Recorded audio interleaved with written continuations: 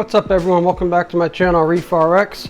Setting up the Waterbox Marine X60.2. So this is part 2 video. If you haven't checked out part 1, make sure you check it out. So since the last video, I got the rock work put in. A lot of hair algae on this from the previous owner, so I was spraying it with some hydrogen peroxide.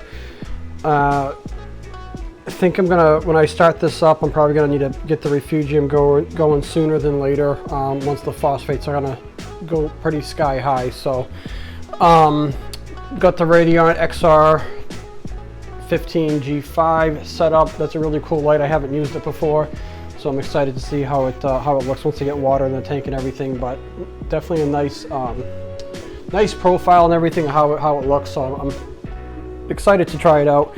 Got the sump plumbing all put in there, so now you can see my rope lighting I put in. I'm gonna add the the Red Sea Reef mat in there.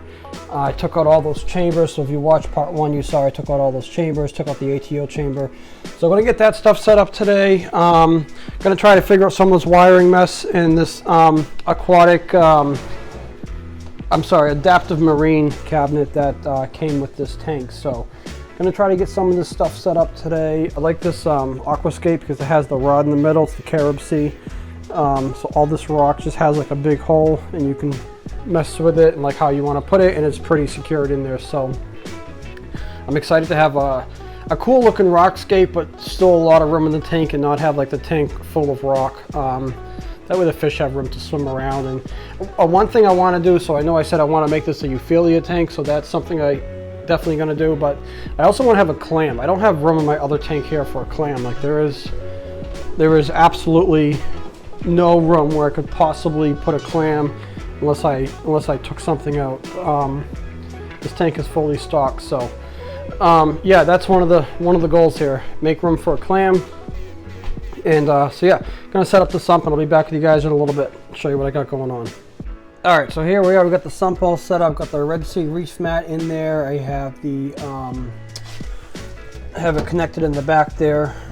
The AI prime light, refugium light, it's all set up. Skimmer's there. Return pump, cleaned all this equipment really well, and good to add water to the sump. I already got water in the display here. I added 40 pounds of sand and the rocks in there, which you can't see obviously, but probably take a day or two to clear up. And I'll get water in the sump and get this running and let the cycle start. I got some turbo start bacteria. I have some ammonia, so we'll get the cycle going. All right, got the tank all set up here. Water is in, pump is going. Had a little issue with the leak actually on my return there. I'm sorry, the main drain actually, the main drain. So it was leaking up here. So after looking into it and having to drain the back chamber, overflowed it back here so I could see what was going on. I was actually missing an O-ring, and I have spare parts too that the guy gave me, but was missing the O-ring on the spare parts too. So luckily I had one laying around. So that's all set up. Just finishing hooking up the equipment. I got the adaptive reef board looking pretty good here, all set up. I could plug this light in, but this light has a remote. You can change it like different colors and stuff for that BRS TV sign, so that's pretty cool. Not something I would have bought on my own, but once it was included, works out. So yeah, so that's gonna be about it for this video. I just added some turbo start too, some of this stuff here to help with the cycle. So I will we'll come back in a couple days, let you know how the cycle's going, and go from there. Hope you guys have a good rest of the day. Thanks.